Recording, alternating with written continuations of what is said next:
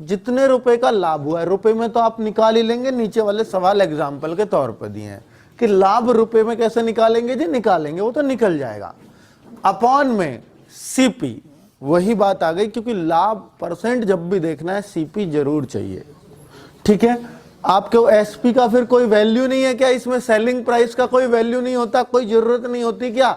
देखिए selling price की direct जरूरत नहीं होती, लेकिन होती है। क्यों होती है? मान लीजिए कोई वस्तु का आपको सीपी दिया, ये 25 रुपए की है खरीदारी, और इसको 35 में बेच दिया, तो आपको एसपी की भी जरूरत पड़ी, क्या निकालने के लिए? लाभ निकालने के लिए। लाभ रुपए में जो आया, 25 की चीज 35 में बेच दी तो 10 रुपए जो आया, ये लाभ रुपए में आया कैसे?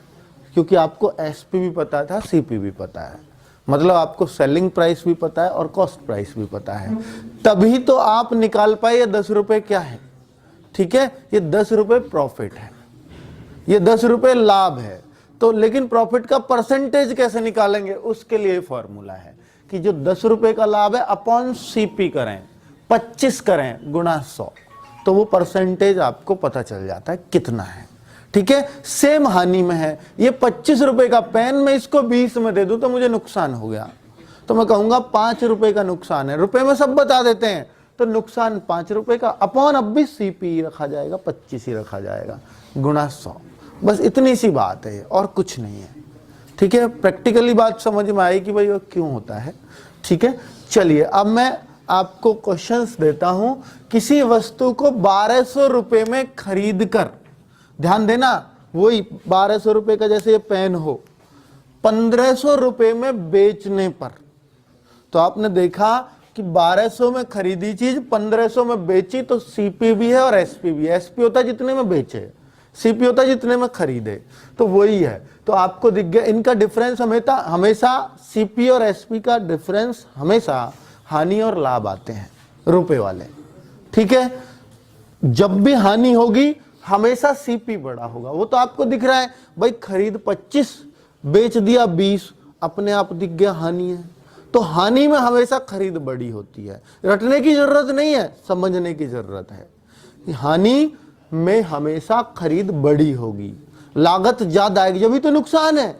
अब मान लो बेची आई ज्यादा में, तो फिर तो नुकसान का आएगा, फिर तो लाभ है। और लाभ में हमेशा एसपी बड़ा होता है, मतलब बेचने वाला मूल्य बड़ा होता है। रटना कुछ नहीं है, समझ के देखो ना इस बात को। ठीक है, मैं इसको 35 में बेच दूं 25 के पेन को, तो मुझे एकदम दिख गया कि हाँ ये तो लाभ ही होना है। अगर 25 की जगह 26 भी हो जाए एसपी तो भी तो लाभ है, लेकिन 25 की जगह 24 हो गया एसपी तो नुकसान है, क्योंकि अब सीपी बड़ा हो गया। सीपी जैसे ही बड़ा हुआ नुकसान हो जाएगा। ठीक है, खरीदारी जैसे ही बड़ी हुई नुकसान हो जाएगा। तो आपको दिख रहा है कि 1200 रुपए में खरीद कर 1500 में बेचा, तो यहां तो लाभ ही लाभ है, लाभ ही लाभ है। वैसे ही सोचेगा ना प्रैक्टिकली, पंखा है 1200 का, भाई पेन तो मैं प्रैक्टिकली नहीं मान सकता कि 1200 का पेन होगा, पंखा तो मान सको, पंखा 1200 का 1500 में बेची आए, तो लाभ ही लाभ है, नुकसान तो कोई है ही नहीं।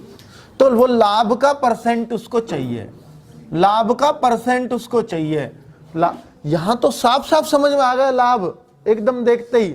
कहीं ऐसे भी है लाभ ढूंढना भी पड़ता है सवालों में, वो आगे आएंगे, वो आपको जब ये बेसिक कॉन्सेप्ट क्लियर होंगे वो लाभ आप एकदम ढूंढ लोगे। क्योंकि यहाँ पे भी लाभ नहीं लिखा होगा, यहाँ पे लिखा होगा लाभ या हानि बताओ, तो लाभ भी आपको देखना है, हानि भी आपको वो पहचाननी पड़ती है।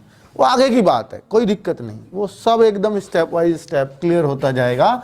तो 300 रुपया का लाभ अपॉन सीपी जितने में खरीदा 1200 और गुणा 100, उत्तर आ गया आपका, हो गया काम। तो ये तो कुछ भी नहीं रहा जी, 00 से 00, 3 चौके 12 और 4 से 100 को काट दो, 25% प्रॉफिट। तो ये तो सबने कर लिया होगा, मुझे भी पता है। ठीक है, पर दूसरे सवाल को और देखो, ये भी सब कर लेंगे। ये कैसे कर लेंगे? 500 रुपए में खरीदी तो सीपी तो ये रहा, सीपी है ना।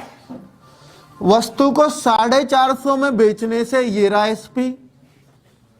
प्रैक्टिकली सोचो, 300 में खरीदा, 450 में बेच दिया, 150 रुपए का लाभ हो गया। एकदम साफ साफ लाभ है 150 रुपए का, कोई नुकसान ही नहीं। लाभ है नुकसान है, सॉरी, 500 को वस्तु को 450 में बेचने से हुई हानि, तो नुकसान है बिल्कुल। 500 रुपए की चीज को अगर 450 में देंगे तो साफ नुकसान दिख रहा है, 50 रुपया का हमारा गया पानी में। और जब 50 रुपया हमारे गए वस्तु पर, तो उसका परसेंटेज कैसे निकालूंगा? रुपया तो ऊपर लिख दो, क्योंकि रुपया में जो होगी वो तो ऊपर दिखेगी। भाई रुपया वाली तो निकाल ही लोगे आप, एकदम दिख जाएगी। और नीचे बचाई क्या? सीपी और इंटू 100, बस हो गया सवाल। 0 से 0 काट दो, 50 से 50, 10% का नुकसान आ गया। ये भी बड़ा आसान सी बात है, कुछ है ही नहीं ऊपर के दोनों सवालों में। तो समझ में आ रहे हैं ना, बहुत आसान चैप्टर है, देखो तो सही आप, बस बढ़ते चलो। ठीक है, स्टेप वाइज स्टेप सीखना है, एक भी स्टेप मिस किया आपको अगली चीजें समझ में आनी कम हो जाएंगी, बस ये बात है। ठीक है, और मैं उस क्रम में पढ़ा रहा हूं जिससे सभी को समझ आ सकता है बहुत अच्छे से। चलिए, तो दोनों क्वेश्चन, ऊपर के क्वेश्चन मत समझो, यूं समझो कि है हम नींद में भी कर लेंगे, ऐसे हो गए, ऐसे होने चाहिए कि इनमें हम कंफ्यूज नहीं होंगे जिसे कुछ भी कर दे। तो फिर ये सवाल आ जाता है आपके लिए, अगर ऊपर वाले दोनों बातें समझ में आई हैं, मतलब कहीं ने तो फॉर्मूला देखा लगा दिया उत्तर, अब क्यों सुने इसकी बात, अपने कर लिया काम, उत्तर आ रहे हैं, सही है, बिल्कुल बात फिट है, वो तो इस सवाल में अड़ेंगे, गारंटी है इस बात की। ठीक है, अगर वो यूं ही है कि भाई उत्तर फॉर्मूला रख दिया, ऐसे तो फिर किताब में लिखे ही पड़े। तो ये जो बोल रहा हूं ना, ये चीजें ज्यादा इंपॉर्टेंट होती हैं।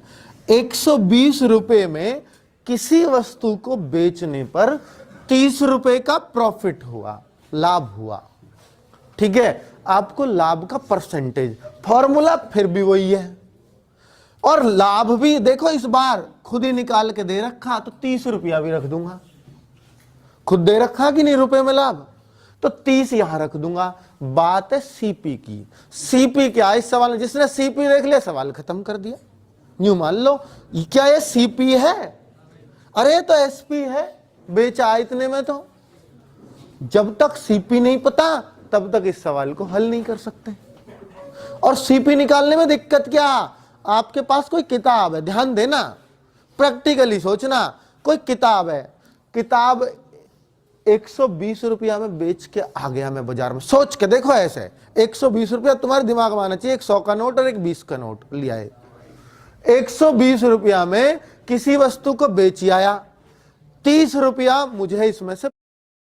क्या आप भी अपने बच्चों के हैंडराइटिंग से हो परेशान? तो चिंता की कोई बात नहीं, क्योंकि स्पेशल लिस्ट लेके आया है